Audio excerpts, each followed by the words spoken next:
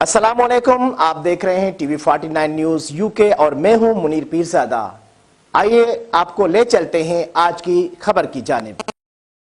Nadreen, मक्का मुकरमा में महमूद अहमद मेंगल की जानिब से जमीयत उलमा इस्लाम फे के सरबराह मौलाना फजल रहमान के एजाज़ में इशाया दिया गया, जिसमें जमीयत उलमा इस्लाम फे के अहदेदारों और वर्कर्स ने शिरकत की। शुरका से खिताब करते हुए मौलाना फजल रहमान का कहना था कि सऊदी अरब में मुकीम पाकिस्तानी खुशकिस्मत हैं कि उन्हें बार बार हरमैन शरीफैन की हाज़िरी का मौका मिलता है और हरमैन शरीफैन हमारे ईमान का मरकज़ है और मुसलमानों के दिल उन मुक़द्दस मकामात के साथ धड़कती है। मौलाना फजल रहमान ने शुरका से कहा कि वो हरमैन शरीफैन की हाज़िरी के मौके पर मुल्क व कौम की तरक्की और खुशहाली के लिए खुसूसी दुआओं का एहतमाम किया करें। इशाई की तकरीब से मौलाना अब्दुल गफूर जतोई, कारी मोहम्मद इलियास, इंजीनियर सज्जाद खान, मौलाना मुराद बख्श, मौलाना गुलाम रसूल मेंगल ने भी इजहार ख्याल किया और मौलाना फजल रहमान को उम्रा और रोज़े रसूल पर हाज़िरी की सआदत पर मुबारकबाद पेश की और कहा कि बैरून ममालिक मुकीम हज़ारों वर्कर्स जमीयत उलमा इस्लाम का